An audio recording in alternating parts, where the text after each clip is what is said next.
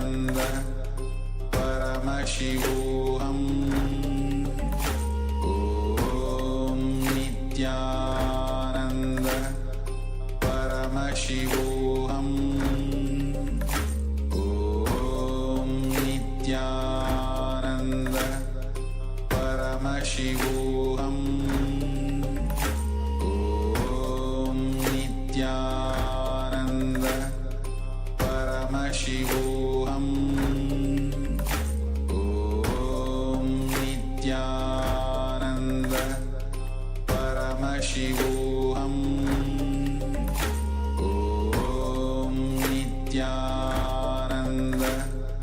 Paramashivoham Om Nityananda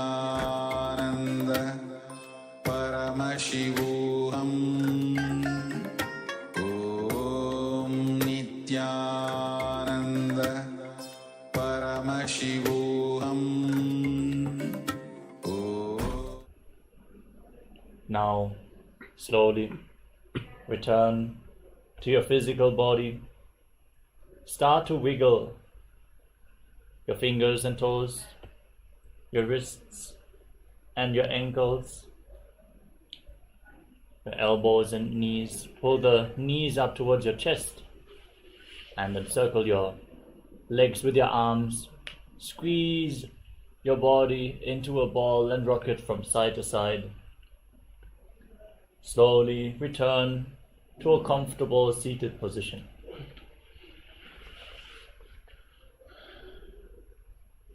Congratulations, you completed the first 108 asanas of this sequence, which form the Pratama Vinyasa Krama. Let us now get ready to continue the Dvitiya Vinyasa Krama, the 308 asana sequence.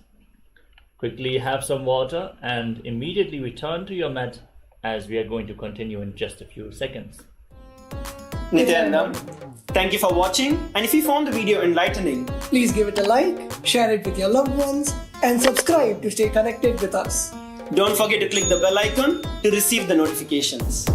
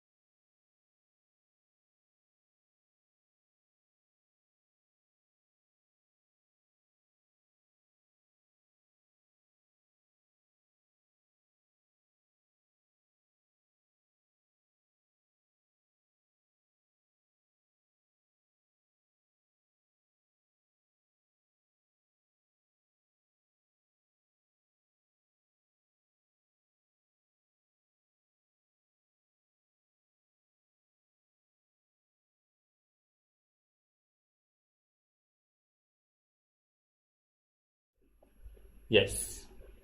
Now let us all settle down and get ready to continue the Dvitiya Vinyasa Krama. Sit in a comfortable posture that brings ease to your physical and mental space. Place your hands on top of your knees in Bindu Mudra with index fingers and thumbs together. Visualize Swamiji in your inner space and breathe in Samana Kumbhaka. Inhale into your navel region and hold your breath. Then exhale from the navel. Again hold your breath. Visualize a fire being kindled in your stomach, rising up your spine. Internally chant the Mahavakya Om Nityananda Paramashivoham in Yathasa Nishtasana. पर्यङ्कं तत्समाख्यातं यथसंस्थं यथा स्थितिः. Next up is Samasana. From the same posture, in a cross-legged position, place your hands on the knees in Bindu Mudra and inhale and exhale as deeply as possible, again and again, as you visualize Swamiji in your inner space. इदानीं गर्भिणीनां योगाभ्यासो यथा लघु सुखप्रसवलाभाय प्रोच्यते प्राक्तने पथि. Next up is Muktasana. Now bring your left heel against the perineum and the right foot on top of the left Keep your hands flat on your knees and gaze towards the tip of your nose as you visualize yourself as a sage liberated by the supreme pontiff of Hinduism in Muktasana. निपीड्य सीविनीं सूक्ष्मां दक्षिणेतरगुल्फतः वामं जाब्येन गुल्फेन मुक्तासनमिदं भवेत्. Next up is Siddhasana. Now maintain the same position but shift your gaze up towards your third eye and visualize Swamiji in your inner space. स्थानसंयमितेन्द्रियोचलदृशा पश्यन् भ्रुवोरन्तरं चैतन्मोक्षकपातभेदजनकं सिद्धासनं प्रोच्यते. Now shift the gaze to the ground in front of you. Engage Mahamudra Bandha, all three bandhas, perineal lock, the abdominal lock and the throat lock. Visualize Swamiji in Siddhi Asana.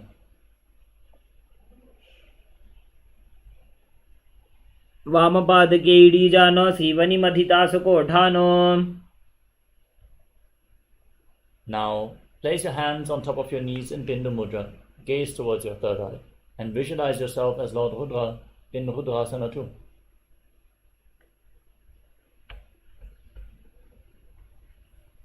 वामचरण परिदक्षिण राखे एक जुगति ऐसे भी दिदाखे. Maintain your hands on the knees in Bindu Mudra and shift your gaze to the tip of your nose. Embody tranquility and an unshakable nature in Santadrunasana.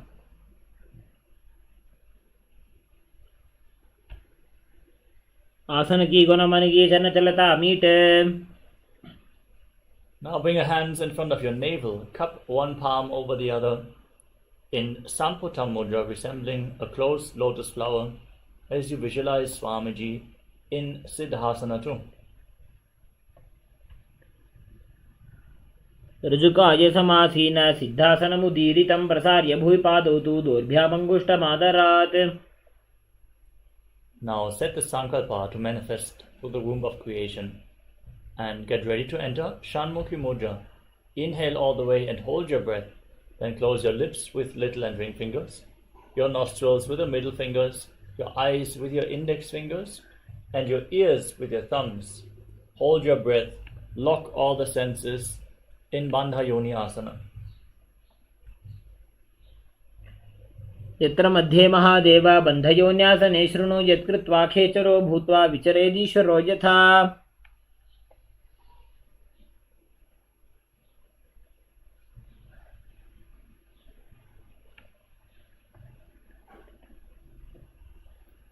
Next up is Virasana. Now place the right foot on top of the left thigh and the left foot below the right thigh. Keep your hands on the knees in Bindu Mudra and embody the state and space of bravery, Vira in Virasana. एकं पादमथैकस्मिन् विन्यस्योरुणि संस्थितः इतरस्मिंस्तथा चोरुं वीरासनमुदीरितम्. Maintain the same posture but shift your gaze up towards your third eye and visualize the great sage Valmiki, poet and author of Ramayana in Valmikasana. डाबा पग की पगथली पुनि एड़ी है जो य. Now keep your hands flat on your knees.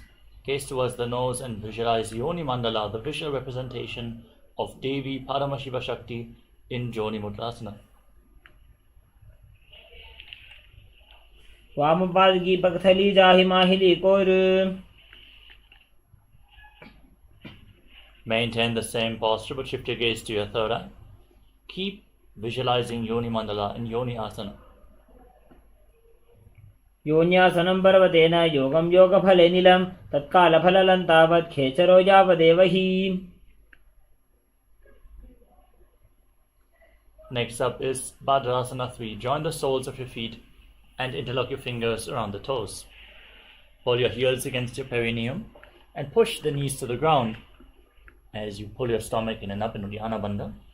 Gaze towards the tip of the nose and visualize yourself as Lord Virabhadra destroying the Dakshayanya in Bhadrasana 3. गुल्फौ च वृषणस्यादः सीबन्त्याः पार्श्वयोः क्षिपेत्. Maintain your legs in the same position. Place the left hand on the left knee and cover your mouth with your right hand. Gaze to your third eye, curl your tongue back and up in Kechari Mudra. As you close your left nostril with your index finger and inhale through the right nostril. Then close both nostrils, hold your breath. Exhale through the left nostril. And again inhale through the left. Hold your breath, exhale through the right. Alternate the breathing flow in Abhyantara Kumbhaka as you visualize yourself as an Agori in Agorasana. पूर्व कहो अभिश्रिका जो जी वाही विधि जोगी जैसो जी. Next up is Kanari Pavasana. Slightly extend your feet away from the body, separate your heels and bring your elbows down on the heels. Rest your chin on your hands, gaze to the tip of the nose, pull your stomach in and up in Uddiyana Bandha and exhale fully, hold your breath in Rechaka Kumbhaka again and again. Visualizing yourself as a female elephant drinking water in Kanari Pavasana. ग्वाली पावा आसन का क्यों है जैसे Yahoo में जाने विधि तैसे. Next up is Parasana. Now scoop your hands below your feet and interlock the fingers in Parasha Mudra, lifting your feet off the ground. Balance as you gaze to the tip of the nose and visualize Swamiji in Parasana. ततोर्ध्वम्रे च येत् वायुं मृदुनिश्वास संयुतम्. Now interlock your fingers around the toes from above and pull your feet against your chest. Rest your chin on the toes, gaze towards the tip of your nose and embody the state and space of a king in Gopi Chandasana. पूर्व विधि पगा का अंगूठा कंठ को पराशे. Now again scoop your hands below the feet and interlock your fingers around the toes from below. Pull your feet against your chest, rest your chin on your hands, gaze to the nose and visualize your body free from any defects in Udarasana. दोबू भगदली संबुठाने उभय हस्तकरी उरद हिताने.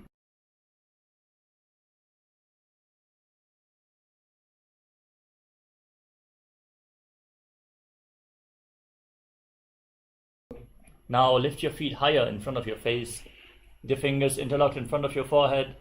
Visualize yourself excelling in everything in Vishishtasana. दोबू भगदली जोड़ी संपुट करे. Now lift your legs over top of the respective shoulder and bend your elbows up.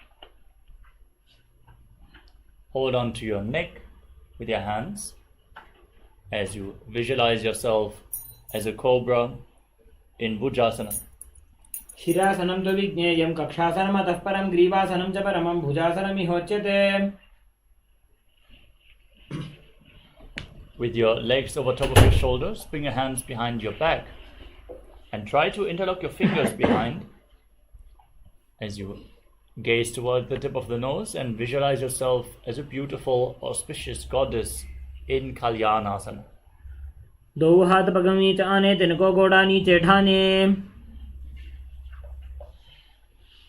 Now place the top of the left foot flat on the mat and sit on the left heel. Stack the right knee over top with the heel outside the opposite hip. Place your hands on opposite knees and gaze forward. In Vaishnavi Mudra, don't focus on any external object, just focus on your inner space. Don't get distracted by any happenings outside of you. As you visualize yourself as an elegant swan, breathe in Ujjayi Pranayama, make an ocean-like sound on the in and exhalation as you breathe through your mouth in Sankatasana. वामपादं चितेर्मूलं सन्न्यस्य धरणीतले पाददण्डेन यां येन वेष्टयेद्वामपादकम्. Next up is Dhenukasana. Now slide the left foot outside the hip, sit in between your heels. Place your hands on the knees, interlocked, and perform Uddiyana Bandha, pull your stomach in and up. Visualize a cow in your inner space in Dhenukasana. अनुषागिनकर पंचडं वर्षीलिन्दगल्यम्नि. Now slide the right foot on top of the left thigh and bring the left foot on top of the right knee. Bring your left hand behind your back and twist your spine. Hold on to opposite thighs with your hands. Once you catch a hold of your thighs, twist your spine even further and gaze up towards your third eye as you visualize Swamiji in Marchandasana. प्रथम जी मनोचरण जो जी वामजंग परिराखे सो जी. Untwist your spine, hold onto the toes, the big toes, and lean forward and down. Place your forehead on the ground and visualize Swamiji in Marchandasana too. वामजंग प्रदक्षिण ठाने वामहस्त पिष्टि दिस आने. Rise up, interlock your fingers and place them on the left knee, the top knee. Engage Mahamudra Bandha, all three bandhas, and visualize Swamiji, your Guru, in your inner space in Guru Asana.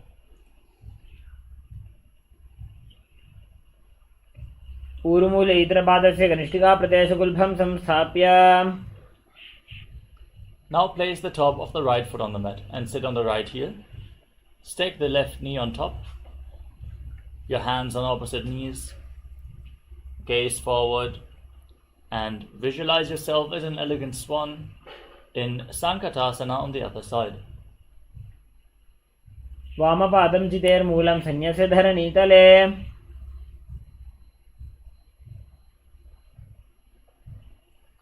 Now slide the right foot outside the hips, sit in between the heels, pull your stomach in and up in Uddiyana Bandha, and visualize a cow in your inner space in Dhenukasana on the other side.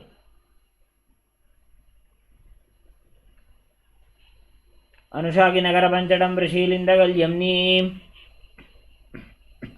Now bring the left foot on top of the right thigh and the right foot on top of the left knee.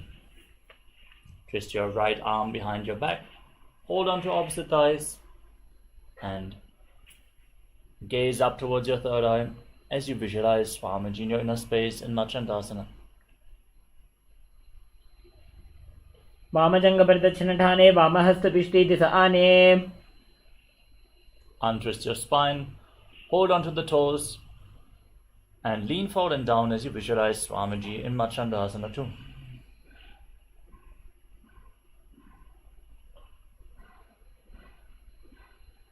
प्रथम जी मनोचरण जो जी वामजंग परिराखे सो जी. Now rise up, interlock your fingers and place them on the right knee. Engage Mahamudra Bandha and visualize your Guru Swamiji in Guru Asana. ऊरुमूले इतरपादस्य कनिष्ठिका प्रदेशगुल्भं संस्थाप्य. Now place your feet flat on the ground in front of you. Raise your knees and pull them in towards your chest with your hands.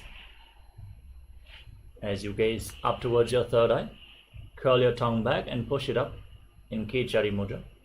And visualize Swamiji in your inner space in Pashasana.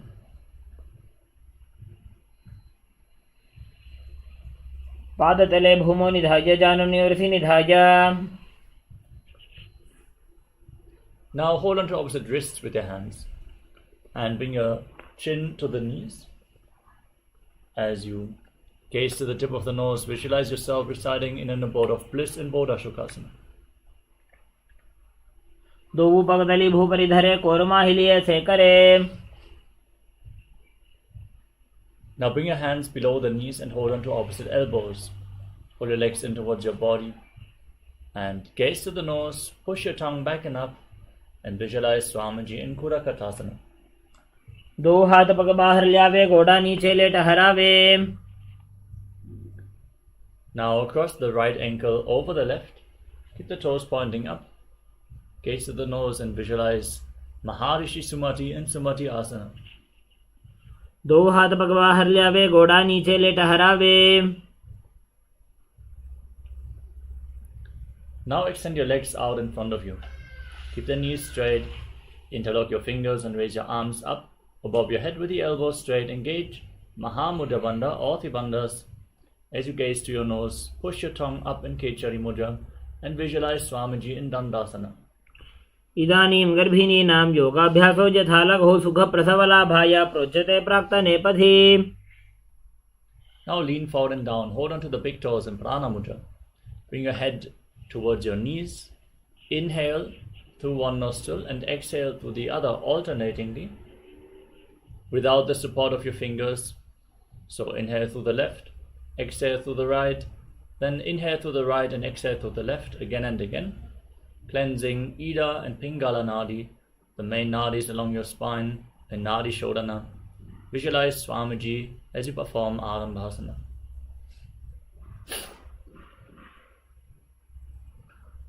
दोबू पगमिली वा पसारी पका का अंगूठा पकड़ी लीला टकोड़ा लगावे.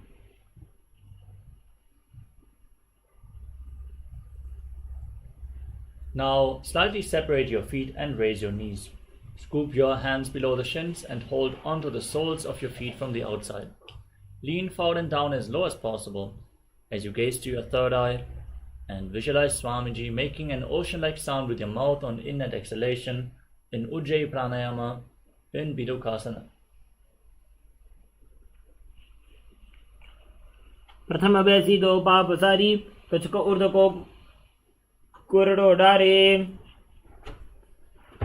Now bring the heels together and keep your toes apart. Scoop your hands below the shins, palms facing up, and rest your chin on the heels.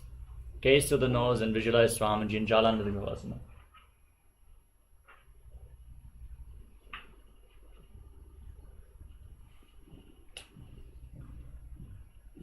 दो वेड़ी मैली के दीजिए हाथ पसारी. Now extend your legs out in front of you and lift one leg behind your neck. Lean forward and down and hold onto the front foot with both hands. Perform the Pratyahara Pranayama. Focus on the prana flowing upwards within your body through 9 points as revealed by Mahadeva himself. These points are the soles of the feet, the regenerative organs, the navel, the heart, the throat, the uvula, the center of the eyebrows, the top of your forehead, and the crown of your head, the Brahmaranda. Feel the prana flowing upwards as you visualize Swamiji in Urdhva Paschimottanasana. पश्चिमतानवत् संस्थितिं कृत्वा एकं पादं ग्रीवायां धृत्वा तिष्ठेत्. Now with the leg behind your neck, lean back. Hold on to the foot behind your head as you extend the other leg forward. Gaze to the tip of the nose and visualize you are infinite, endless, eternal, Ananta in Anantasana. उत्तानशयने एकैकं पादी ग्रीवायां विन्यस्य. Now roll onto the side of the hand which is holding onto the foot. Gaze towards the tip of the nose as you feel in complete control in Ankushasana. उत्तानशयितः एकैकं पादं ग्रीवायां कुर्वन्. Next up is Drushasana. As you lay on your back, pull your knees up towards your chest and encircle your legs with your arms. Rock your body from side to side and visualize Swamiji. Still focus on the upward flowing prana in Pratyahara Pranayama. उत्तानशयनं जानुनि हृदयवष्टम्भजङ्घासहितौ ऊरुनिकरद्वये बद्ध्वा. Now repeat Urdhva Paschimottanasana on the other side. Extend the other leg forward, lift the opposite leg up behind your neck and lean forward and down. Hold on to the front foot with both hands and visualize Swamiji in your inner space. पश्चिमतानवत् संस्थितिं कृत्वा एकं पादं ग्रीवायां धृत्वा तिष्ठेत्. Now lean back with the leg behind your neck and hold on to the foot behind your head as you visualize yourself being without beginning nor end in Anantasana. उत्तानशयने एकैकं पादी ग्रीवायां विन्यस्य. Now roll onto the side of the hand which is holding onto the foot. Gaze at the tip of the nose and feel in complete control in Ankushasana. उत्तानशयितः एकैकं पादं ग्रीवायां कुर्वन्. Now lay on your back and one by one lift your feet up behind your head. If you cannot bring the legs behind your neck, you can cross them in front of your body and pull them towards your chest. Open up your hips intensely as you interlock your fingers around the lower back. Gaze towards the tip of the nose and visualize Swamiji in Yoga Nidasana. पादाभ्यां वेष्टयेत् कण्ठं हस्ताभ्यां पृष्ठबन्धनं तन्मध्ये शयनं कुर्यात् योगनिद्रा सुखप्रदा. Next up is Paramashivoham. As you keep your legs over top of your shoulders, interlock your fingers around the neck, gaze to your nose, and visualize Lord Vishnu is blessing you from within in Paramashivoham. Atma Rama Asana Pratama Sudho Sobe. Next up is Kochikasana. Now lay on your back and extend your legs out to the side. Your arms out to the side at shoulder level, and pull your knees up towards your chest. Keep the soles of the feet facing up and gaze to your third eye as you visualize Swamiji in your inner space. दो हाथ सीधा सा करे, तीन सौ ube Sapa करे. Now let us enter into the Jatara Parivriti. This asana consists of 3 steps. We're going to perform all 3 steps on one side and then repeat them on the other side. Now with your knees against your chest, drop one knee to the side, extend the opposite leg down. Bend both knees to the side. Extend your legs to the side, hold onto the toes, and turn your head in the opposite direction of the feet.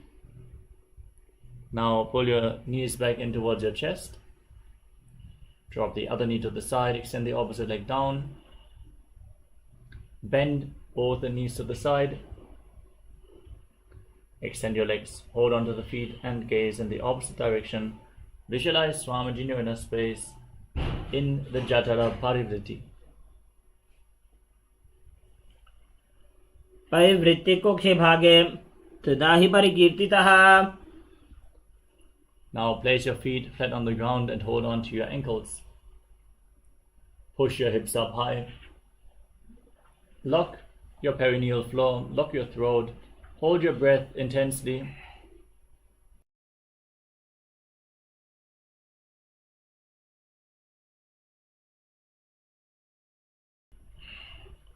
Gaze to the tip of the nose and visualize yourself as sturdy as a bridge. प्रतिक्रियायुतं द्वन्द्वपीठः सर्वबलप्रदम्. Now bring your hands over top of the respective shoulders with the palms on the ground, fingers pointing towards your feet. Push your body off the mat. Walk your hands and feet closer together to raise your hips even further. And breathe calmly through your nose in Sahadra Kumbhaka, visualizing yourself as sturdy as stone furniture in Paryankasana. उत्तानस्य नमस्तदलाभ्यां भूमिं वष्टभ्याम्. Now lay on your back and pull your knees against your chest. Place your hands on the respective shoulders and move your hips in a circular motion as you visualize yourself as a dog playfully rolling around on your back in Shvotanasana.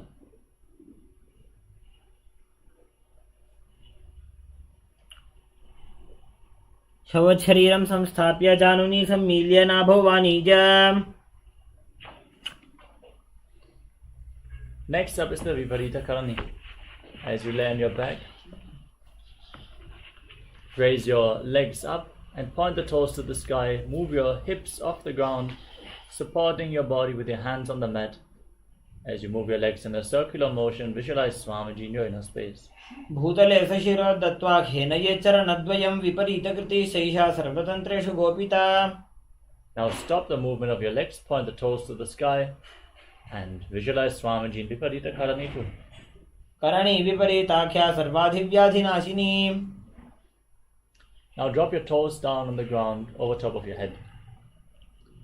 Interlock your fingers behind your back and push your hands into the ground as you visualize yourself as a plow in Langalasana.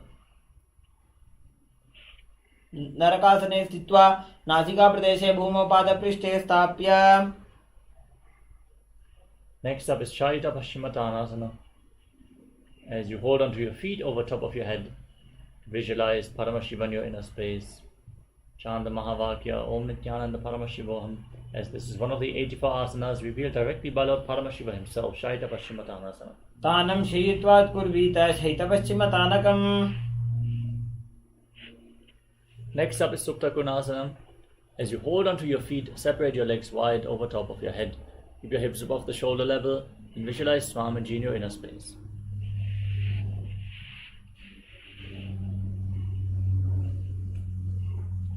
परिवृत्ति कुक्षि भागे त्रिधा हि परिकीर्तितः. Next up is Chakrasana. Join the feet back together, hold onto your ankles, and then roll onto your back, keeping your arms and legs straight. Visualize yourself as a chakra, a wheel in Chakrasana. शवासनस्तद्वौ पादौ कुर्यान्मस्तकतः परोऽभ्युत्क्रमेण ततः शीघ्रमे तत्सर्वस्य साधनम्. Now lay on your back and extend your legs up vertically. Hold on to the big toes in Prana Mudra. Keep your arms straight. And then separate your legs wide to the side. Visualize Swamiji and breathe in Ujjayi Pranayama. Make an ocean-like sound with your mouth in Supta Prasalita Parangushtasana. उत्तानपादं क्रौञ्चं च मरीचिं वीरभद्रकं नटराजं त्रिकोणं च सुप्ताङ्गुष्ठप्रसारणे. Next up is Supta Parangushtasana. Join your feet back together. Keep holding onto the toes and visualize Swamiji in your inner space. उत्तानपादं क्रौञ्चं च मरीचिं वीरभद्रकं नटराजं त्रिकोणं च सुप्ताङ्गुष्ठप्रसारणे.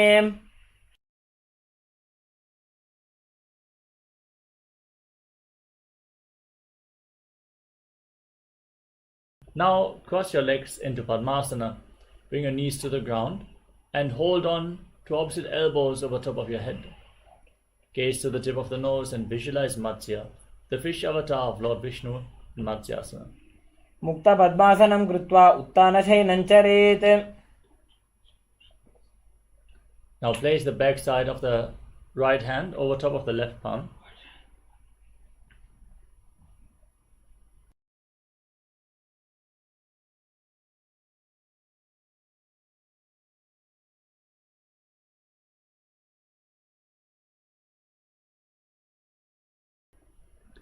Gaze towards the tip of your nose and visualize Lord Rama in your inner space in Parasharamasana. प्रथम करे पद्मासन आछे सूधो सवे भूपरि पाछे.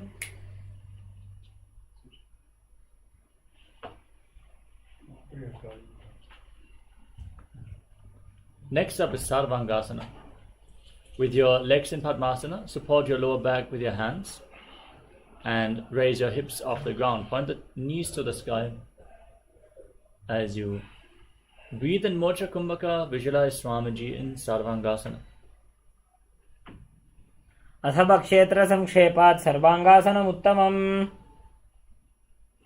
Now lay on your back, place one foot on top of the opposite thigh and pull your knees up towards your chest. Engage your core as you raise your arms over top of your head. Hook your fingers forward like the stinger of a scorpion, gazing up to the third eye and visualizing yourself as a scorpion in Vrishchikasana. प्रथमशेन सूधो शीशिकेशिकी सन्धि सुदाखे.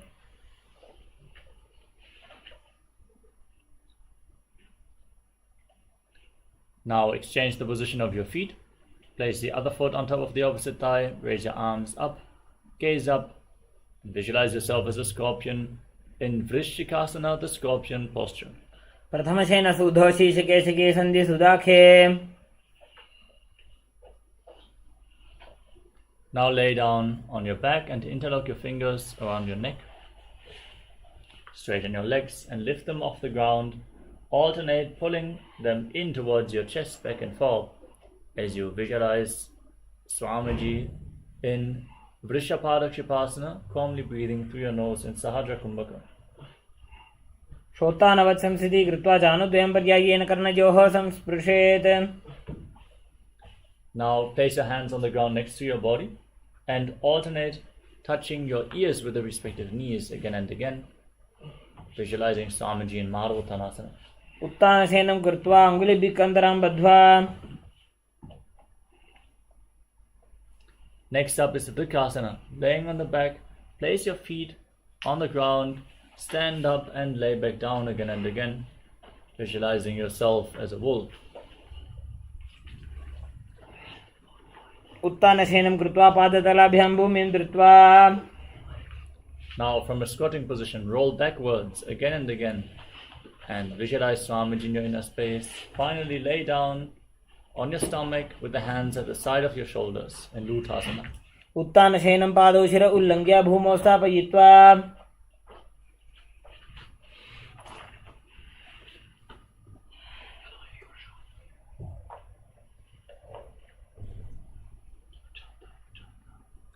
Now, as you lay on your stomach, with your hands at the side of the shoulders, contract your lips and make a whistling sound like a flute on the inhalation.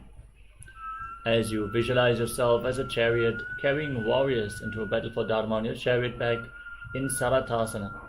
उत्तानशयनं पादौ शिर उल्लङ्घ्य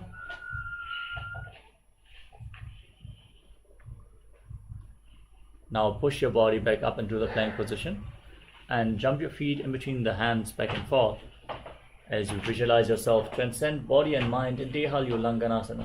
हस्तद्वयं बद्ध्वा तन्मध्यचरणद्वयम् उड्डानैव बहिरानीज. Next up is Jatyasana. From a standing position, lean forward and down, place your palms on the mat. Walk around on hands and feet, visualizing yourself as a wise 60-year-old elephant. अथ जात्यासनं वक्षे येन जातिस्मरो भवेत्. Next up is Lolitika Karana. From Arimandi position, heels together, toes pointing outwards and knees bent. Raise your arms to the shoulder level and rotate your arms around the body, moving your head in all directions, opening up your chest intensely in Lolitika Karana.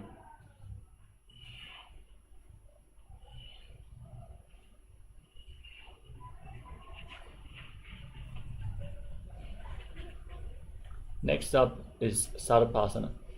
Now, if you have a rope available, tie your legs with the rope and then stand erect on the mat like a rod. Keep your arms close to your body, your hands on your thighs, and visualize your Kundalini Devi is rising and curling upwards around your body like a serpent in Sarapasana. अथ सर्पासनं वक्षे वायुपानाय केवलं शरीरं दण्डवत् तिष्ठेत् रज्जुबन्धस्तु पादयोः. Next up is Ushtrasaranasana.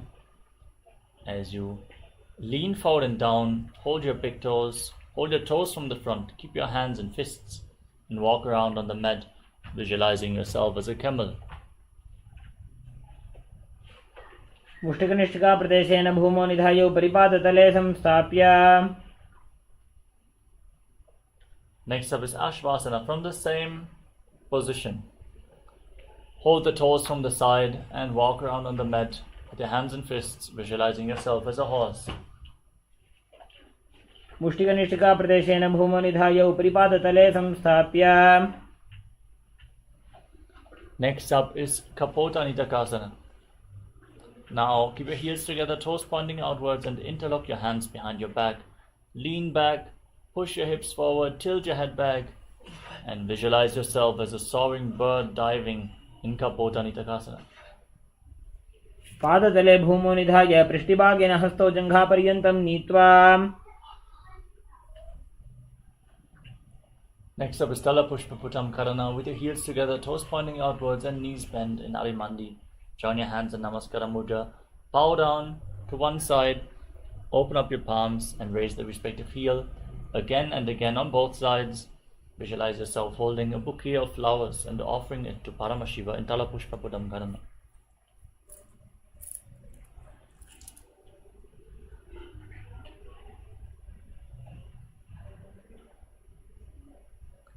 Next up is Khadgasana. Now, as you stand on the mat, gaze to your nose and visualize yourself as a rhinoceros. Then lay down on your stomach and jump your feet back up towards your hands and stand with your hands extended in Namaskara Mudra, resembling the horn of the rhinoceros in Khadgasana. आसनं कृत्वा पादतलाभ्यां भूमिं वष्टभ्य. Next up is the Uttanottanam. Now stand with your feet separate and sit down and stand back up, holding onto weights. If you want to intensify this asana, gaze to the tip of the nose and visualize Swamiji Noina's face. पुनः पुनः उत्थातव्यम् असितव्यमिति उत्थानोत्थानं भवति.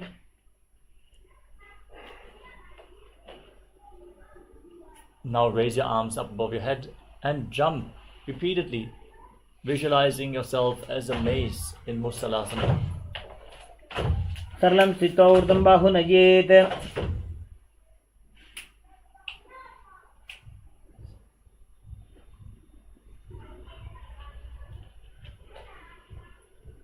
Next up is Uchchaya Shakasana. Now hold on to one foot and pull it up towards your chest, sitting down and standing back up on the other leg, alternating on both sides again and again as you gaze to the nose and visualize Swamiji in your inner space. एकैकं पादतलं कुक्षौ निधाय. Now keep the toes of the right foot pointing outwards and lift the left knee up towards your chest. Encircle the left leg with your respective hand in a fist and the other hand on the inner thigh in Parshvajanukaran.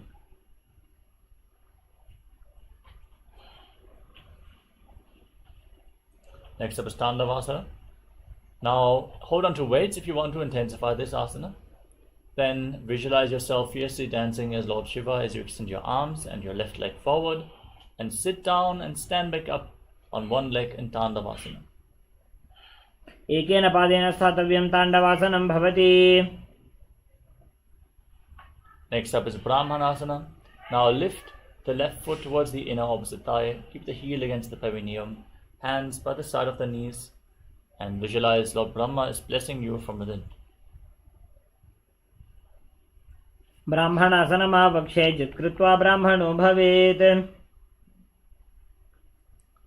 Now bring the left leg over and around the right knee, tuck the toes behind the opposite calf, bring the left arm below the right, and join your hands in Namaskara Mudra as you visualize yourself as Lord Garuda and Garudasana 3.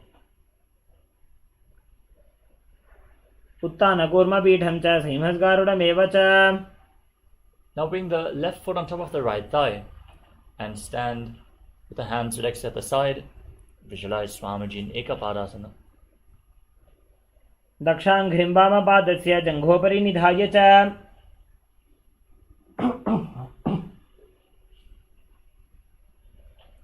Now hold on to the big toe of the left foot in Prana Mudra and extend the leg out to the side as you rotate quickly on the standing leg.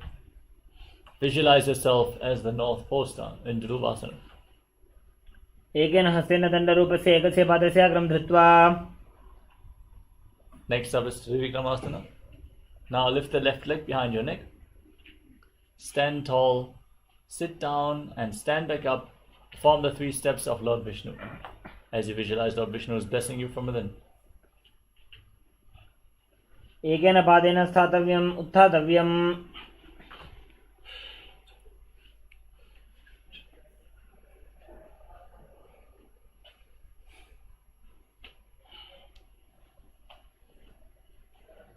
Now repeat the Parshvajanukarana on the other side. Keep the toes of the left foot pointing outward. Raise the right knee up and circle it with the respective arm, keeping the hand in a fist, the other hand on the inner thigh.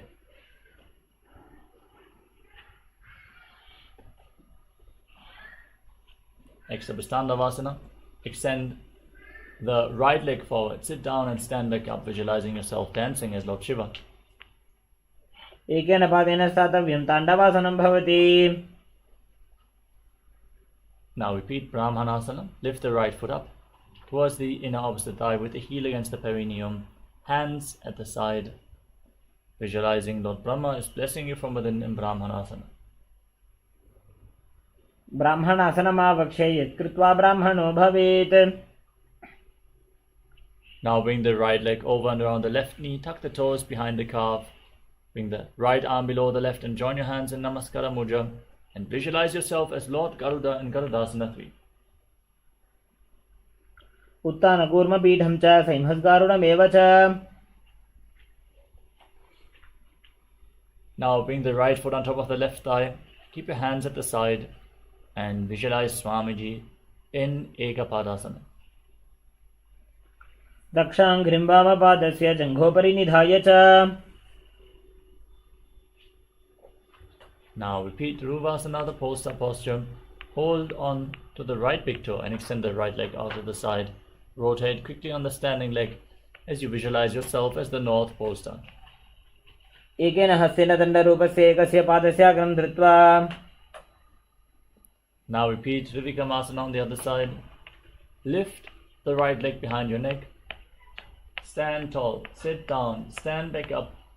Perform the 3 steps of Lord Vishnu as you visualize Lord Vishnu in your inner space. ग्रीवायां पादं संस्थाप्य स्थातव्यम् उत्थातव्यं त्रिविक्रमासनं भवति.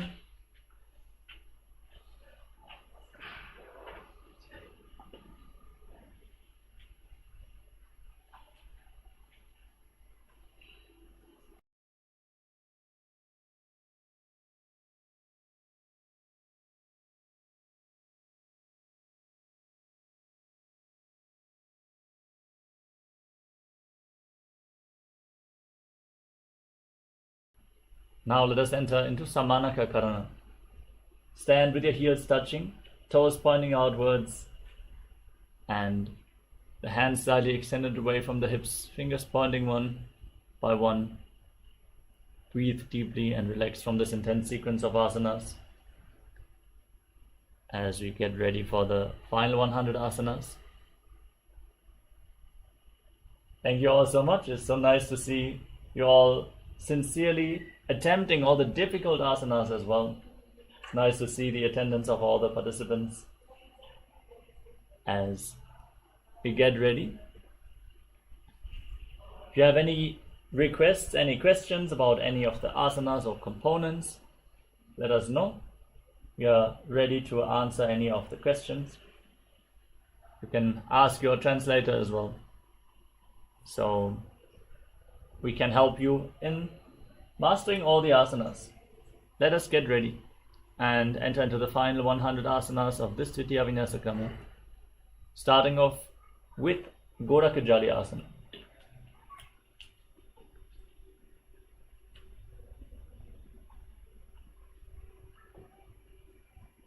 Yes. From a standing position, separate your feet and squat down. Bring your arms from the outside in between the legs and interlock your fingers in front of your navel.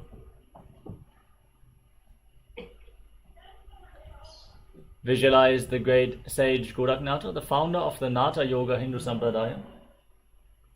Inhale deeply and hold your breath, moving the retained prana freely throughout your body by the force of your will. This is Jiva Chala Kumbhaka. Intensely engage the Mula Bandha and internally chant Om Nityananda Paramashivoham in Gorakajali asana. Pratamahi ibohoe, bahuri nicho punihove. Next up is Kanchi asana from a squatting position. Interlock your fingers around your lower back and visualize Swamiji in your inner space. दोवो पग की थलिया की माहिली core मिलागी फना पानी उकड़मड़ वैसे. Next up is Bhairava asana. With your heels together, close towards your perineum, interlock your fingers around your lower back. Gaze towards your navel as you visualize Bhagavan Kala Bhairava, the Lord of Time, in Bhairava asana.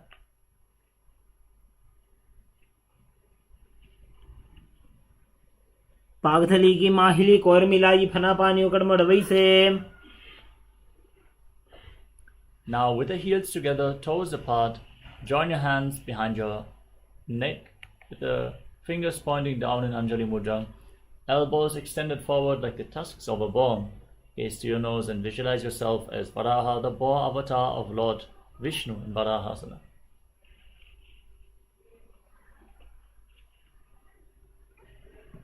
पार्श्वध्वजे सम्मील्य स्थित्वा नितम्बं जानुप्रदेश आनीय.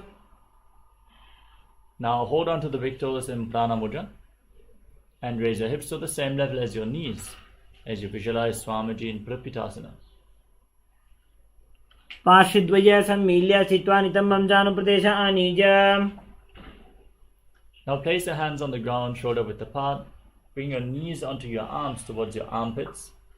Lean forward, find balance and lift your feet off the mat. Balance on your arms, visualizing yourself as a crow in Bakasana. हस्ताभ्यामवनिमवष्टभ्याम्. Next up is Sushtanga Kapali Asana. Now, with your hands on the ground, place your head on the mat. Bring your knees onto your elbows, your hips above the shoulders, and raise your legs up. And then cross them into Padmasana. Gaze to the tip of the nose and visualize Swamiji in your inner space in Sushtanga Kapalyasana. Lean against the wall for support if needed.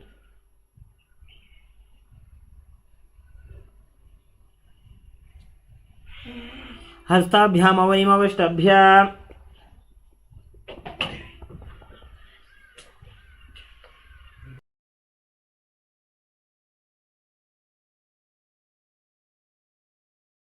Now come to a kneeling position.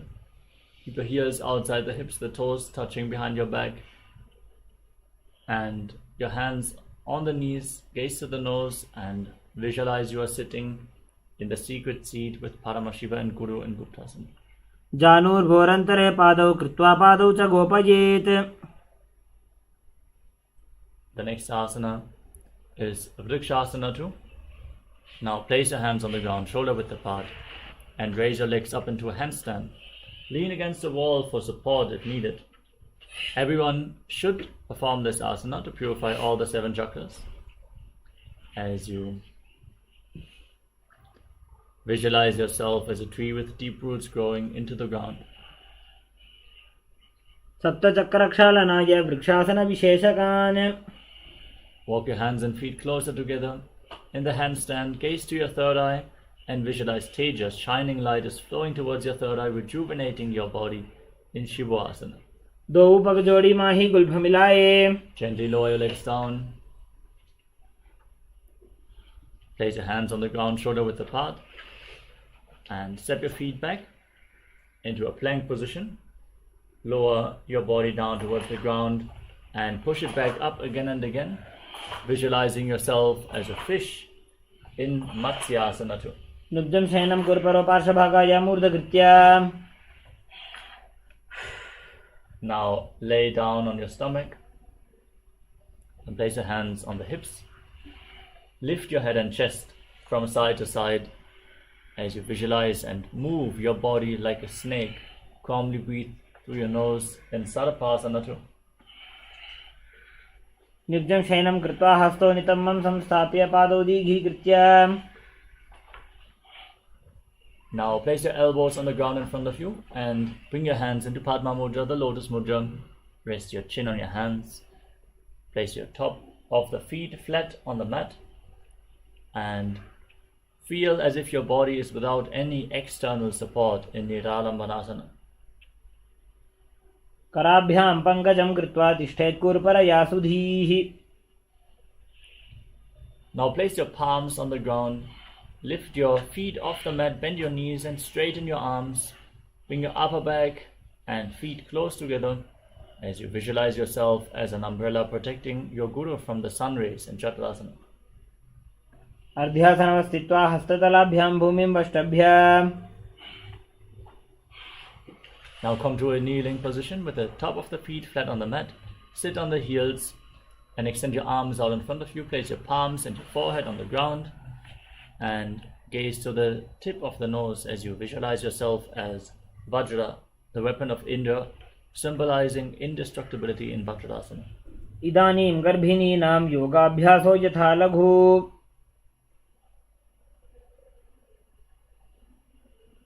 Now raise your hips up and straighten your legs. Enter Gajasana position as you alternate, striking the ground with your hands. Visualize yourself as powerful as a ram in Neshasana. गजासन संस्थितो एकैकं बाहुं भूमौ ताडयेत्.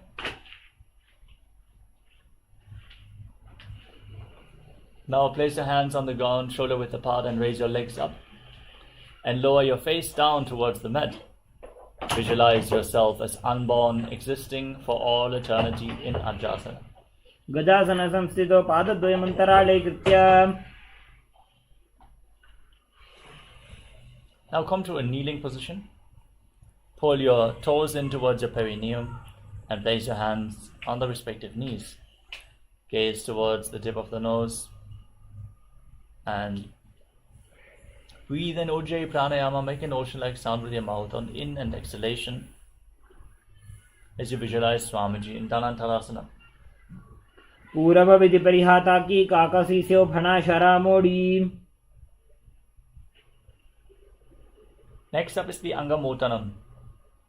Now interlock your fingers in front and move your arms in all directions, giving massage to various different joints and muscles of your body. As you then interlock the fingers behind and repeat the movement, visualize Swamiji in your inner space in the Angamuttanam. हस्तयोः अङ्गुलीर्बद्ध्वा हस्तयोर्मध्यात् सर्वमङ्गं निष्कासयित्वा.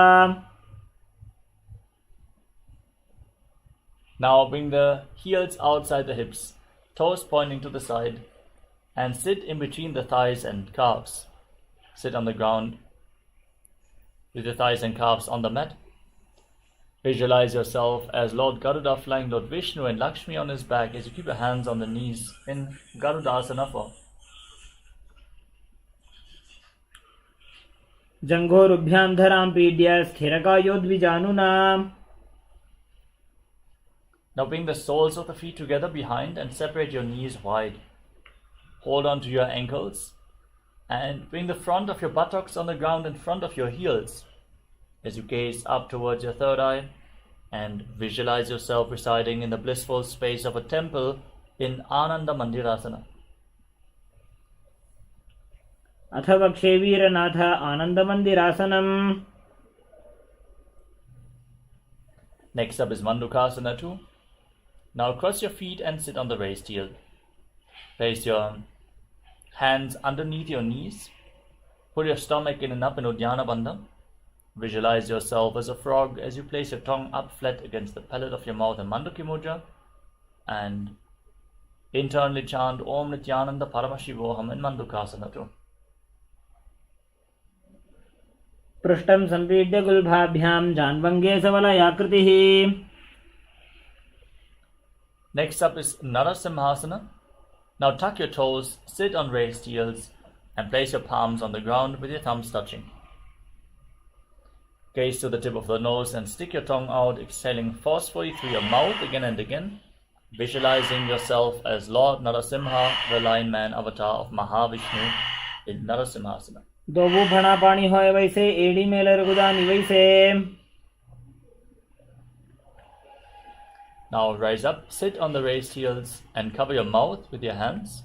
Bring your thumbs underneath the teeth, close your lips and then inhale through the right nostril and exhale through your mouth again and again.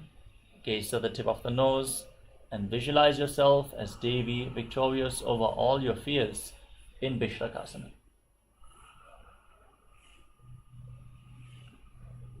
दो बगां की एड़ी जोजी गोड़ा फणो बाण पुनि होई. Next up is Makadasana. Now bring the feet flat, toes pointing back, and sit on your heels. Bring your hands towards your armpits and imitate as if you are a monkey scratching itself as you gaze to your third eye, visualizing yourself as a playful monkey in Makadasana. दोबू पगदली संपुट आने तिनकी दृष्टि भूमि परिठाने.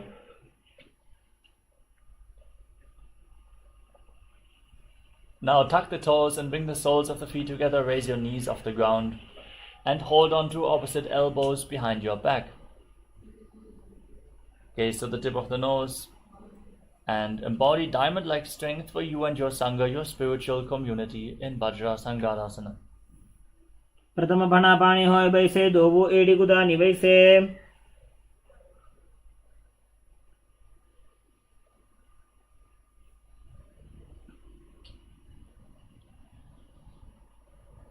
Next up is Kanjanasana. Cross your feet and sit on the raised heel.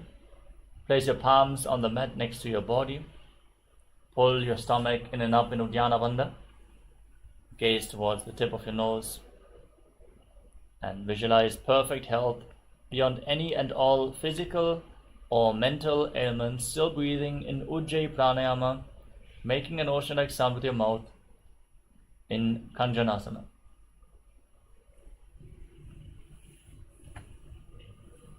खञ्जनासनमावक्षे यत्कृत्वा सुस्थिरो भवेत् पृष्ठे पादद्वयं बद्ध्वा हस्तो भूमौ प्रधारयेत्.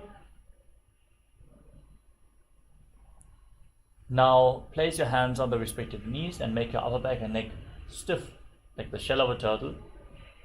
As you gaze to your nose, visualize yourself as a turtle with a stable body and mind to live for centuries in Kurmasana, the turtle posture. गुल्भौ च वृषणस्याधो व्युत्क्रमेण समाहितौ. Now relax your upper back and neck. Keep your hands on the knees and gaze to your nose, visualizing Swamiji in Yogasana.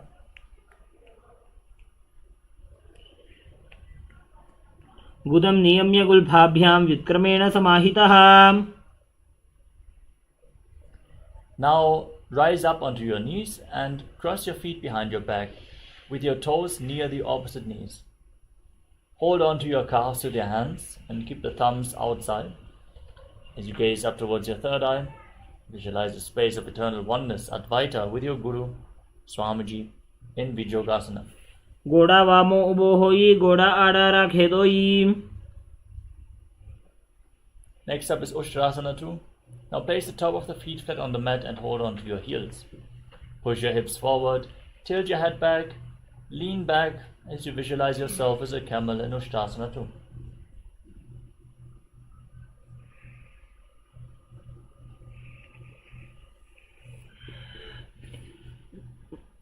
मेरुदण्डग्रन्थि दाढ्य सम्पिपादयिषु पुमान्.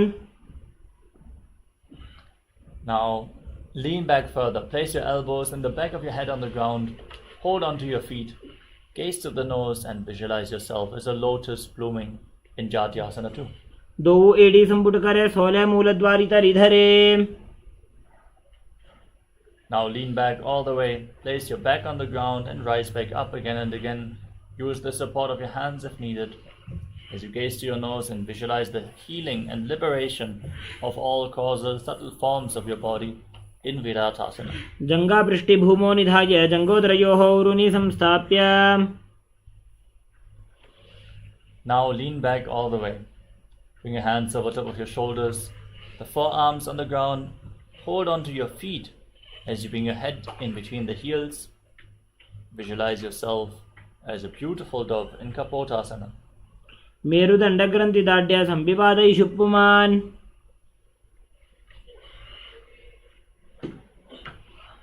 Rise up and stand on your knees. Hold on to opposite elbows. Keep your toes tucked behind. Gaze towards the tip of the nose.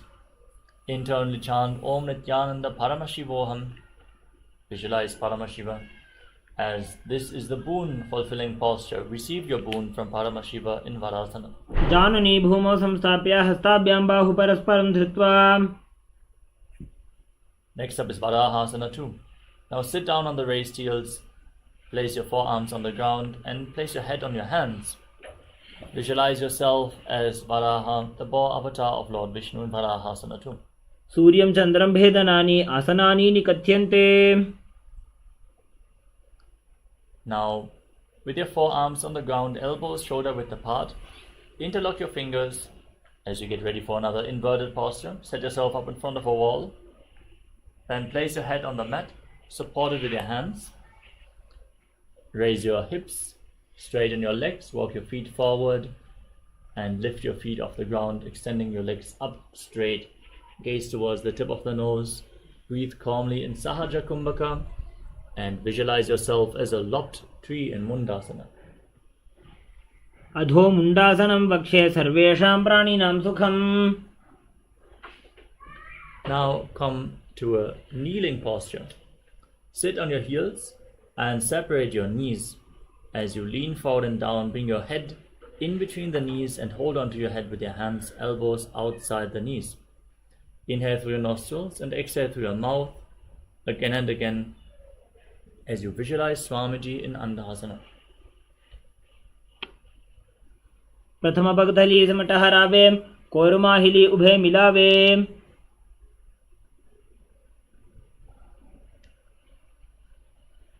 Now lay down on your stomach and extend your arms over top of your head. Hold on to weights if you want to intensify this asana. As you lift up your arms, your chest and your legs and hold, visualize yourself as a locust in Viparita Shalabhasana. शलभासन भेदाश्च नटभेरुण्ड नामके.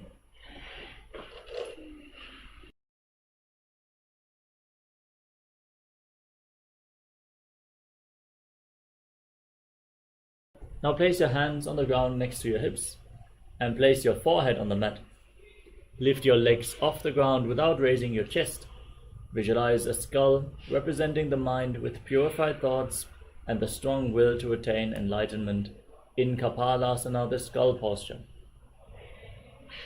कपालं भूमौ निधाय ऊर्ध्वं पादौ नयेत् कपालासनं भवति. Next up is Akasha Kapotasana. Laying on your stomach, kick your legs up over top of your head and try to touch the ground with your feet as you visualize yourself as a free and open dove in Akasha Kapotasana. उष्ट्रासने स्थित्वा चरणो भूमेरुत्थाप्य मस्तकोपरि नीत्वा.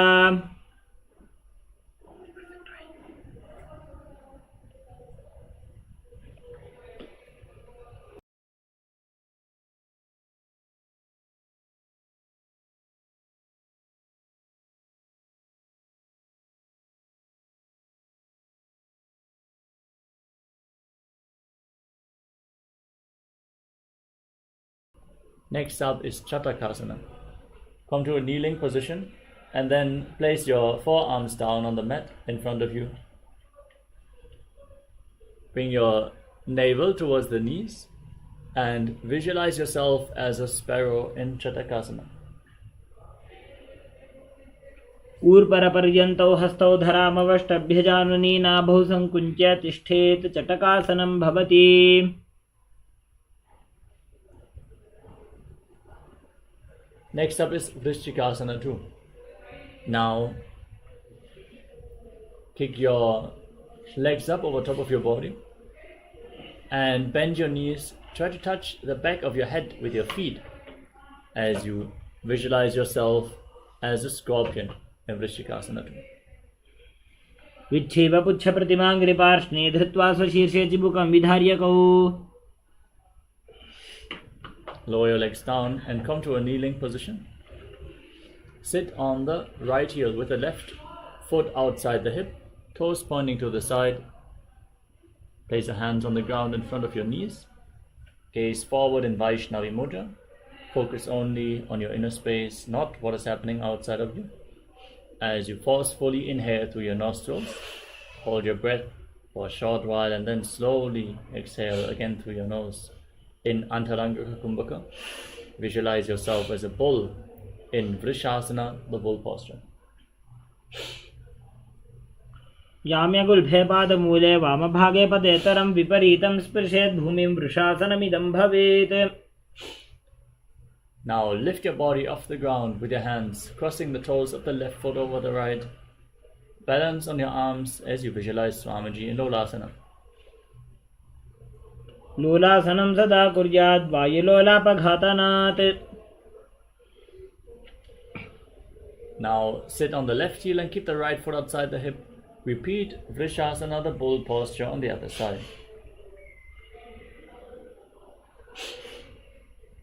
याम्यगुल्फे पादमूले वामभागे पदेतरं विपरीतं स्पृशेत् भूमिं वृषासनमिदं भवेत्. Now place the right foot flat on the mat, the knee raised against your chest. Tuck the toes of the left foot and sit on the left heel. Place your hands on the respective knees and visualize Balagunahai, one of the 84 siddhas in your inner space in Balagunasana. आसन को गुण जल विकार जाई. Next up is Grahasana. Stand up and squat down. Bring your arms in between the legs and hold onto your ankles from the outside as you visualize yourself as the entire planet. पादतले भूमौ संस्थाप्य जानुमध्ये कूर्परौ स्थाप्य. Now repeat Balagunasana on the other side. Tuck the toes of the right foot and sit on the right heel with the left knee against your chest, hands on the knees, visualizing Balagunahai. आसन को गुण जल विकार जाई. Next up is Utkatasana. Tuck the toes of both the feet and sit on both heels. Keep your knees together in front, hands on top of the knees. Hold on to weights if you want to intensify this asana. Visualize Swamiji in your inner space in Utkatasana. युजास्पिजोऽस्ति यत ऊर्वजानो यत्रासने पादतलद्वयोपरि. Now separate your knees and join the soles of your feet. Hold on to opposite elbows behind your back and visualize Swamiji in Vajra Sangarasana too. प्रथम पाणी होए जैसे दोवो एड़ी गुदानी वैसे. Now place your palms on the mat. Step your heels onto the back of your hands and gaze towards the tip of the nose as you visualize you are able to live off of air alone in Anilasana. दोवो हाथ भूमि पर ठाने कहुनी जाड़ी नाभि लग आने. Next up is Padukasana. Place the back of your hands on the mat. Step your feet onto your hands and walk around on the mat, visualizing yourself wearing padukas, walking across India in Padukasana. हस्ततलयोः पादतले कृत्वा तिष्ठेत् गच्छेत् पादुकासनं भवति. Next up is Kukkutoddanasana. Now place your hands on the ground and kick your legs up. Let them fall back down again and again as you visualize yourself as a rooster, still breathing in Andharangaka Kumbhaka. हस्ततले भूमौ कृत्वा पादतले च ऊर्ध्वम् उड्डानं कृत्वा भूमौ पतेत्. The next asana is Viparita Nrityasana. With your hands on the mat, kick your legs up and dance around on two hands. Feel yourself become free of all inhibitions in Viparita Nrityasana. हस्ततलाभ्यां भूमिं वष्टभ्यः ऊर्ध्वपादाग्रे कुर्वन्.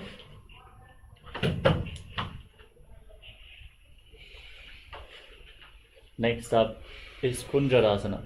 Separate your feet and place one hand on the ground, the other hand on the respective ear. Visualize Swamiji in your inner space as you breathe calmly through your nose. Feel the grounding effect of this asana in Kunjarasana.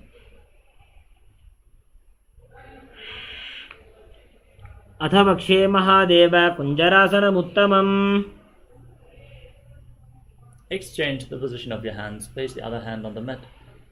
Visualize Swamiji in Kunjarasana on the other side. अथ वक्ष्ये महादेव कुञ्जरासनमुत्तमं करेण इकेन पादाभ्यां भूमौ तिष्ठेत् शिरःकरः. Now squat down. Keep your heels together close towards your body. Hold on to your ankles and lift the toes off the ground.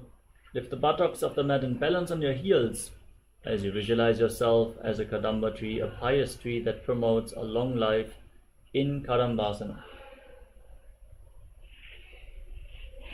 पार्श्विभ्यां भूमिं वष्टभ्य हस्तद्वयेन गुल्फौ धृत्वा तिष्ठेत्.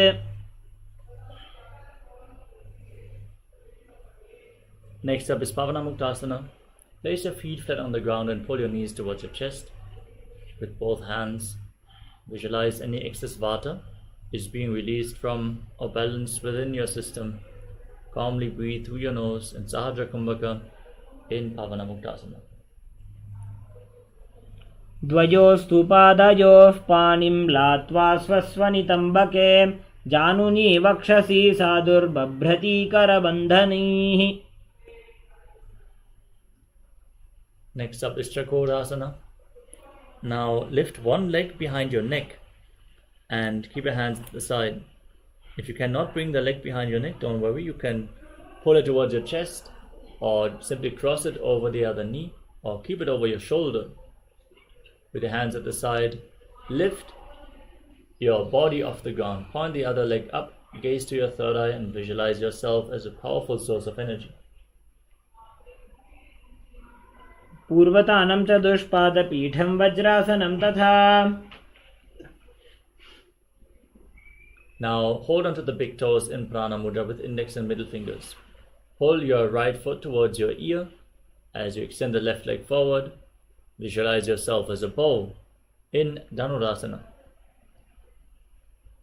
पादाङ्गुष्ठौ तु पाणिभ्यां गृहीत्वा श्रवणावधि धनुराकर्षकाकृष्टं धनुरासनमीरितम्. Next up is Ashtavakrasana. Now bring the right foot over top of your shoulder and hook the left foot on top of the right. Extend your legs out to the side and lean forward. Find balance and lift your entire body off the ground, visualizing yourself as a flying crane in Ashtavakrasana.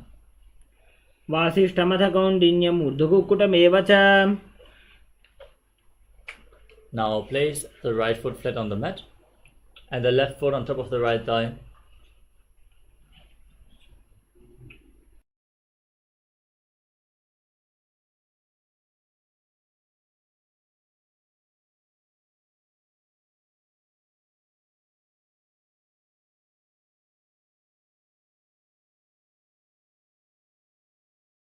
Bring the right shoulder underneath the raised knee and gaze up towards your third eye as you visualize you are immortal and able to exist solely on prana in pranasana.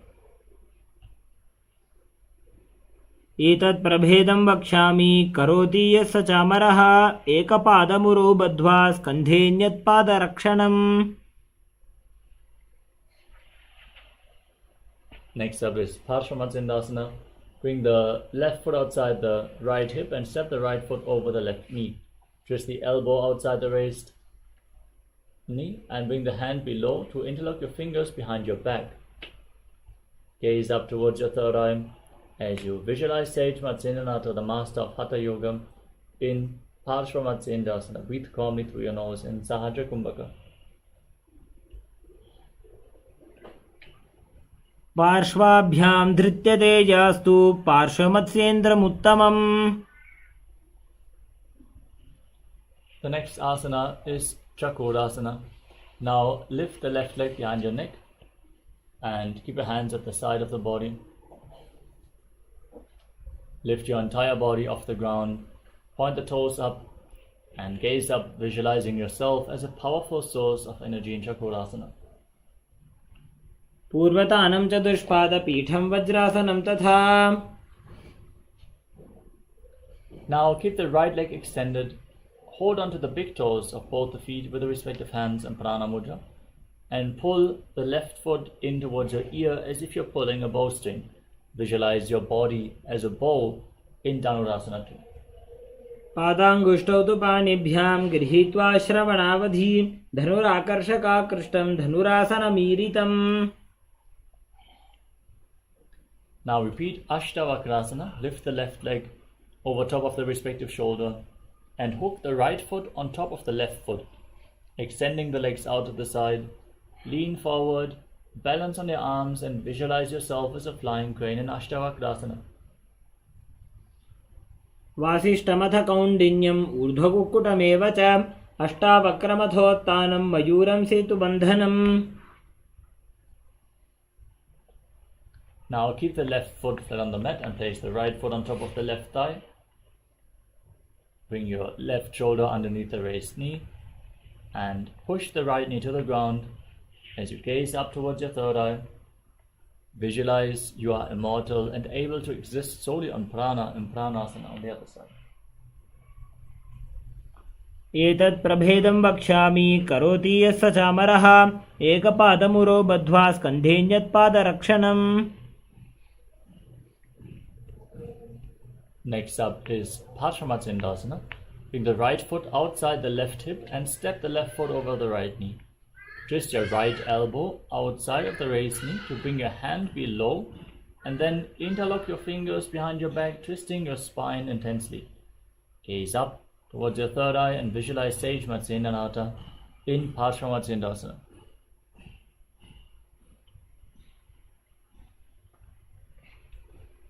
पार्श्वाभ्यां धृत्यते यास्तु पार्श्वमत्स्येन्द्रमुत्तमम्.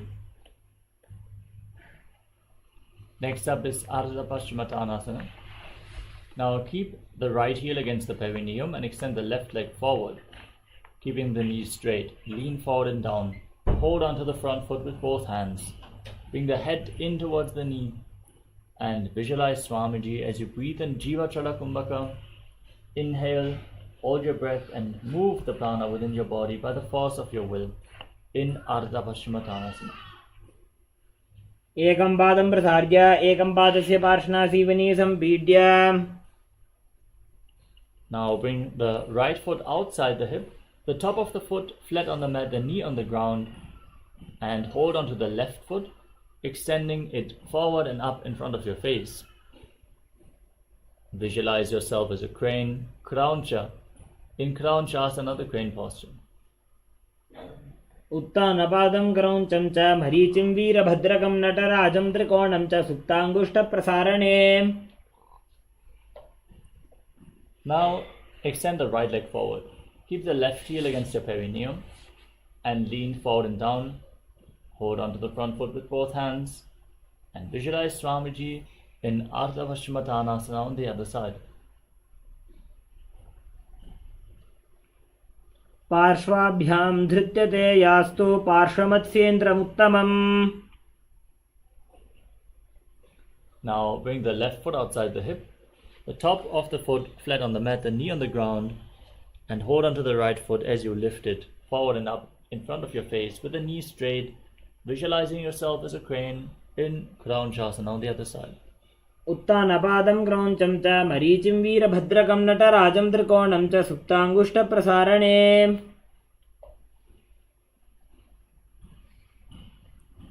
Next up is Swastikasana. Now sit in a cross-legged position with your feet in between the thighs and calves. Place your hands on the respective knees, gaze towards the tip of the nose, and embody peace, well-being, good fortune, and prosperity. Visualize a swastika in Swastikasana. जानुर्वोरन्तरे सम्यक् कृत्वा पादतले उभे ऋजुकाय समासीन स्वस्तिकं तत्प्रचक्षते. Maintain the same posture and now cover your heels with your hands. Lock your chin to the chest in Jalandhara Bandha. Gaze towards the tip of the nose and visualize the great sage Goraknatha, the founder of the Natha Yoga Hindu Sampradaya, in Gorakshasana.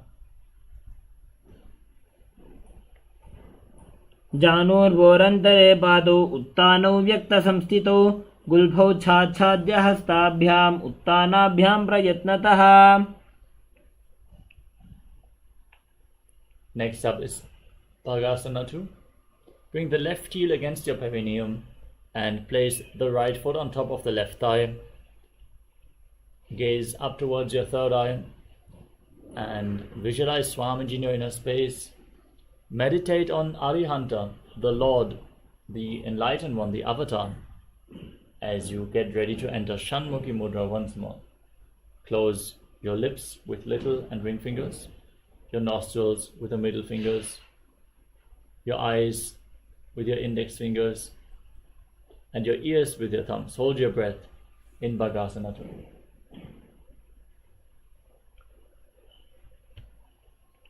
वामपार्श्वौ गुदं संस्थाप्य दक्षाङ्घ्रिवामजघने.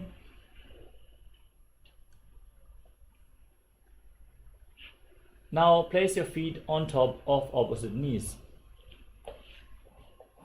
and keep your hands on the ground next to your body with the palms facing up.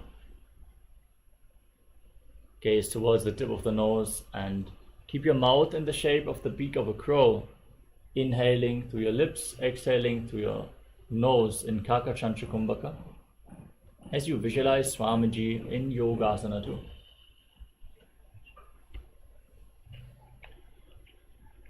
उत्तानौ चरणौ कृत्वा संस्थाप्योपरि जानुनोः आसनोपरि संस्थाप्य चोत्तानं करयुग्मकम्.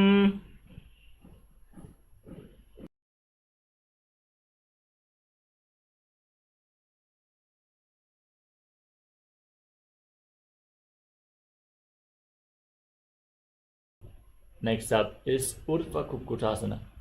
Now place your palms on the ground next to your body and lift your entire body off the ground. Balance on your arms as you pull your knees towards your chest and visualize yourself as a rooster.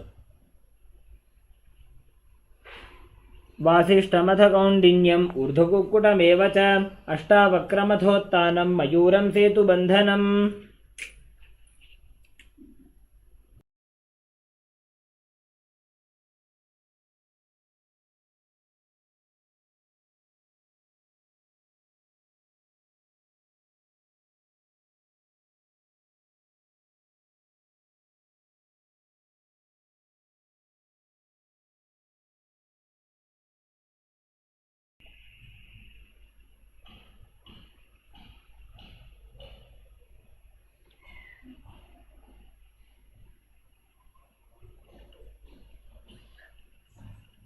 The next asana is Siddha Haratali Asana. From Padmasana, bring your hands through the legs. Place your palms on the mat. Stay seated on the ground. Don't lift your body up. Gaze towards the tip of the nose and visualize Swamiji in your inner space. Keep breathing in Kaka Chanchu Kumbhaka, in Siddha Haratali Asana. प्रथम पद्मासन को करे, हस्तुदो भू गोड़ासन दिधरे, उभय हथेले भूधरी राखे, पोछा गोड़ासन दिमे दाखे. Now push your hands into the ground and lift your body up. Pull your knees up towards your chest, gaze towards the tip of the nose, and visualize yourself as an elegant swan in Hamsasana. Kukkutasana स्थित्वा स्कंदपर्यन्तं मूरोनि नीत्वा.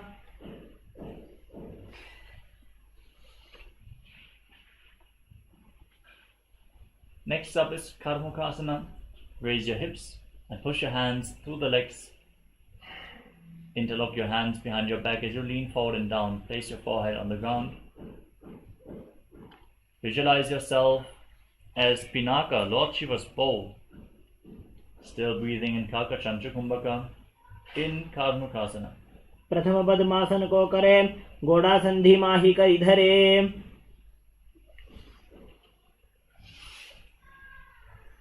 Next up is Kurmasana 2. Come to the front of your mat.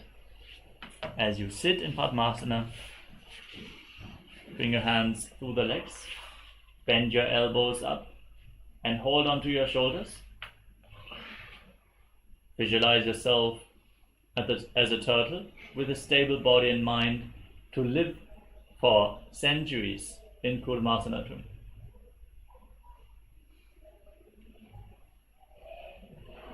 प्रथम पद्मासन को करे, गोड़ासन धीमा ही करी धरे.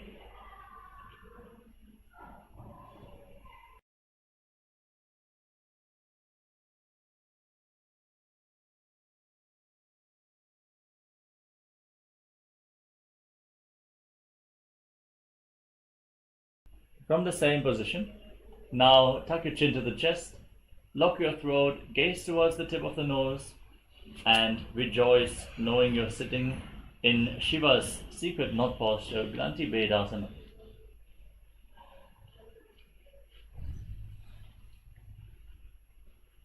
By जंग पै दक्षिण पावा, दाई जंग परि by ल्यावा. Now roll onto your back. Keep holding onto your shoulders as you embody a turtle laying on its back in Uttana Kurmasana. कुक्कुटासन बंधस्थं, कराभ्यां धृतकन्धरं, पीठं कूर्मवदुत्तानम् एतदुत्तानकूर्मकम्. Now kick yourself back up into Padmasana.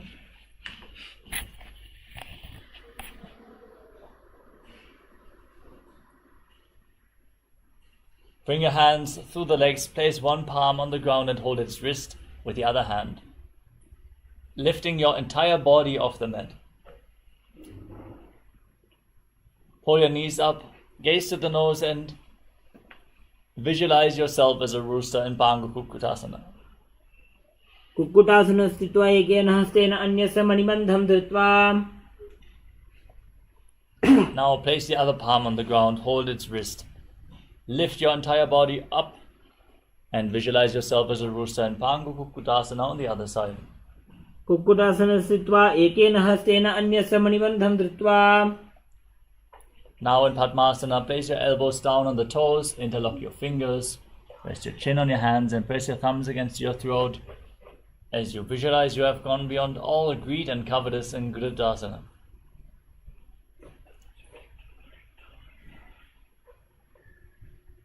जानोर्वोरन्तरे पादौ उत्तानो व्यक्तसंस्थितौ गुल्फौ छाच्छाद्य हस्ताभ्याम् उत्तानाभ्यां प्रयत्नतः. Next up is Padmasana 3. Place one hand over the other and place your hands in your lap with the palms facing up. Sit in a meditative space. Gaze towards the tip of the nose and engage Mahamudra Bandha, root lock, abdominal lock, and throat lock. as you visualize Swamiji in Padmasana 3.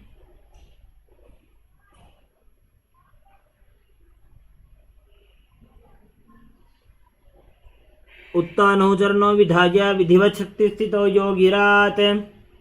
Now place your hands on the respective knees. Gaze towards the tip of the nose. Internally chant Om Nityananda Paramashivoham as you visualize Paramashiva in your inner space with 25 heads, 50 hands, 75 eyes in Padmasana form. एतत् पद्मासनं कुर्यात् प्राणवायु प्रसिद्धये शुभासनं सदा ध्यायेत् पूरयित्वा पुनः पुनः. Next up is Karmukasana 2.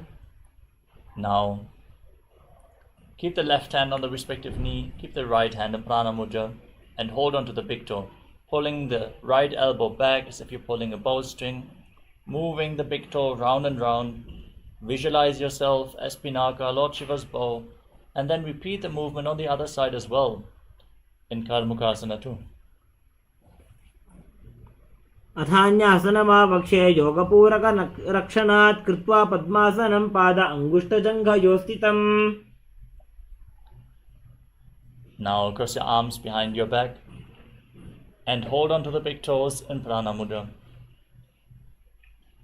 Gaze towards the tip of the nose and engage Mahamudra Bandha as you visualize yourself as Pinaka, Lord Shiva's bow in Karmukasana 3.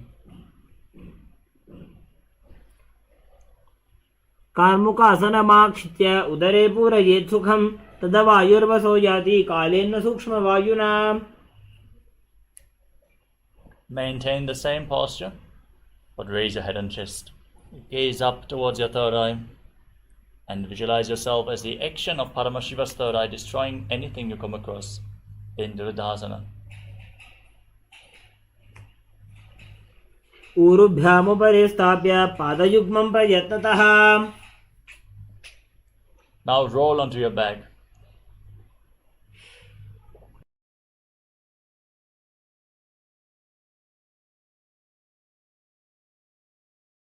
Roll onto your back with your arms crossed behind, holding onto the big toes in Prana Mudra if you can.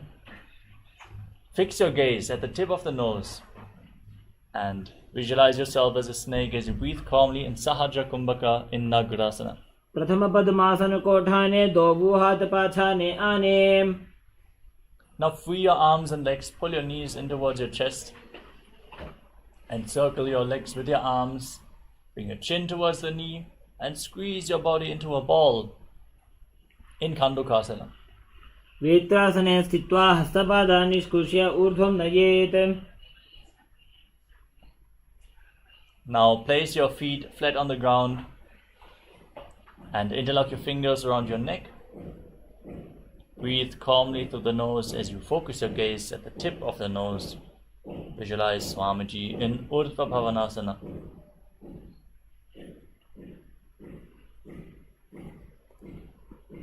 प्रथमे सूधो संयम करावे घोड़ा उभा राशि मिलावे.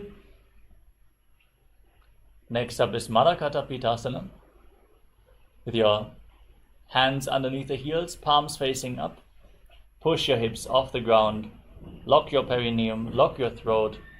Hold your breath intensely for a long time in Mocha Kumbhaka as you visualize yourself as powerful as an alpha ape in Marakata Pitasana.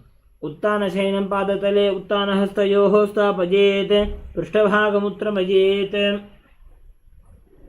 Now support your lower back with your hands and extend your legs out. Point your toes as you gaze towards the tip of the nose. Visualize Swamiji in Uttana Shikipitakasana.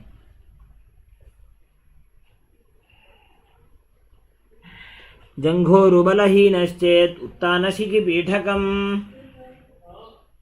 Now raise your legs up, point the toes up towards the sky and place your hands down on the mat.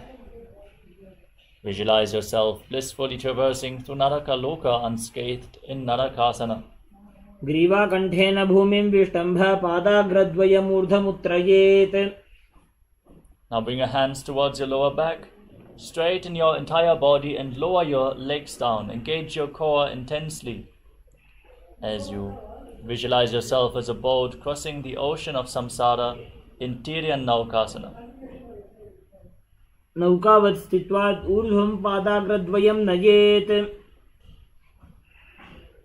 Now straighten your legs up, place your hands on the ground, be stable and sturdy, straight like a flagpole.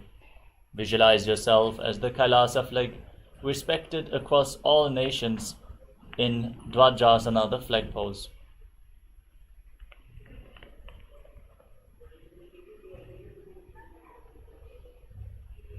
तिर्यन्नौकावते ग्रीवापृष्ठकूर्परैः भूमिं वष्टभ्याम्. Now lay down flat on your back. Keep your hands at the side of the body, palms facing up. And the final asana of the sequence, Mritasana. Intensely pull the awakened Kundalini Shakti up along your spine, from the Muladhara all the way to the Sahasrara Chakra. In Shakti Chalan Mudra, unclutch from every movement internally or externally. Keep your hands at the side and visualize your body as dead. Swamiji is liberating you. Internally chant Om Nityananda Paramashivoham in Mritasana. उत्तानं शववद्भूमौ शयनं तु शवासनं शवासनं श्रान्तिहरं चित्तविश्रान्तिकारणम्.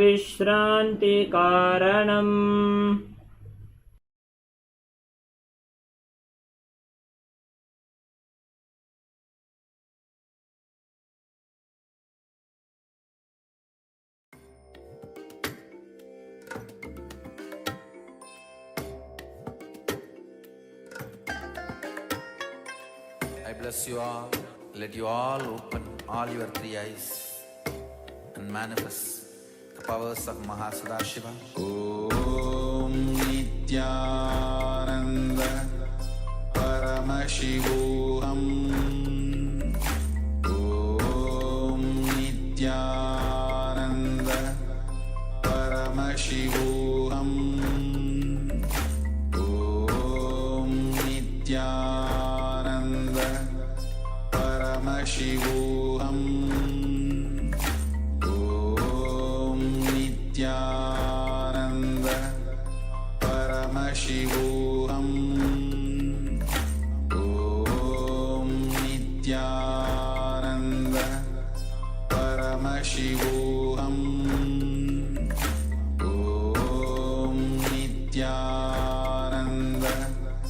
Paramashivoham. Om Nityananda Paramashivoham. Om Nityananda Paramashivoham. Om Nityananda Paramashivoham. Om Nityananda Paramashivoham. Om Nityananda Paramashivoham. Om Nityananda Paramashivoham. Om Nityananda Paramashivoham.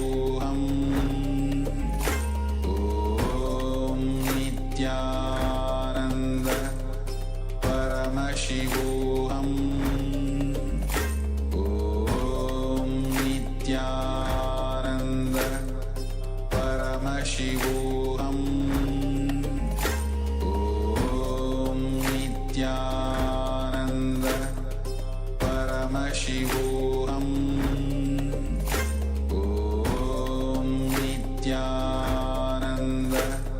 Paramashivoham.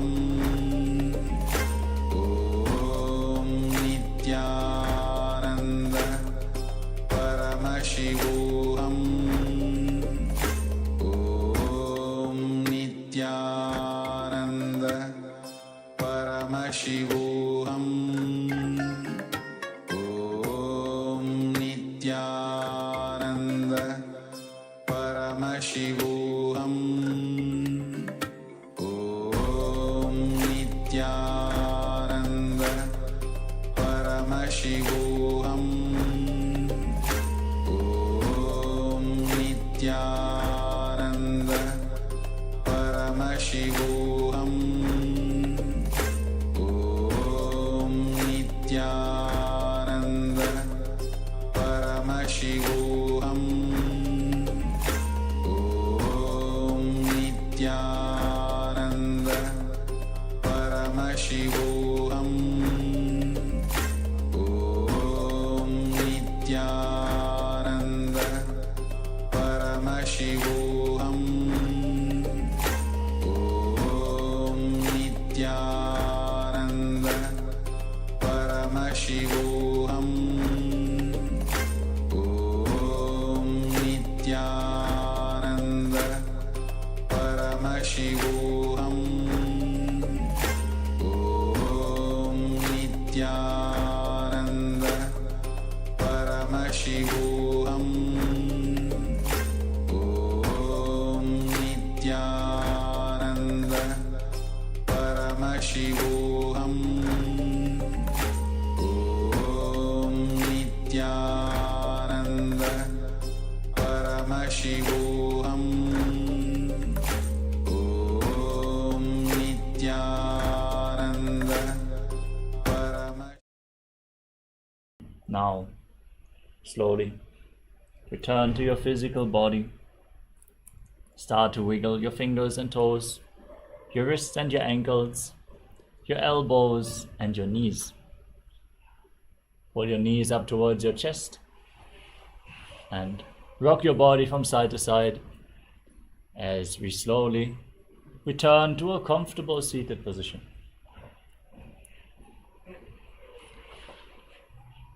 Congratulations for completing the Dvitiya Vinyasa Krama. Give yourself a nice round of applause. We would like to request all the participants here in the Zoom or in the translation room to please share your experience. You can share it here in the Zoom chat or on YouTube or Facebook. Requesting the translator also to share this, any feedback, any requests the participants have. Yes, celebrate yourself for completing 308 asanas. It is not a small feat. Yes, if you would like to share anything, you can share it here in the chat, and then we will implement any feedback. And we hope to see you all again tomorrow, so we can get the ball rolling. And we recommend all the participants to also stay tuned for the power manifestation session, which is going to happen in just a few moments. Yes. If you want, you can share any breakthroughs you experienced during the yoga practice today, any asanas you might have not been able to perform previously. If you want to share anything, let us know. Yes. For now, let us conclude today's Nityananda Yoga session and get ready for another power-packed day of Paramashivoham Level 2.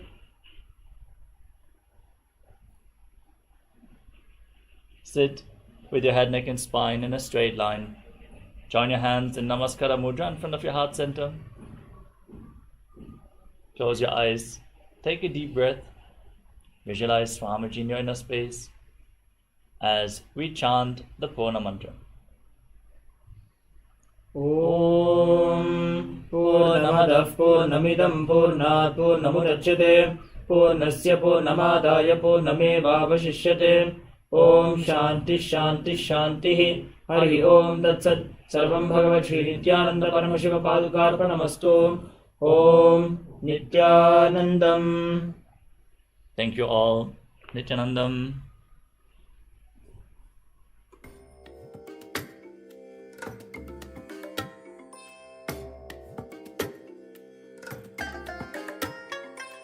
I bless you all.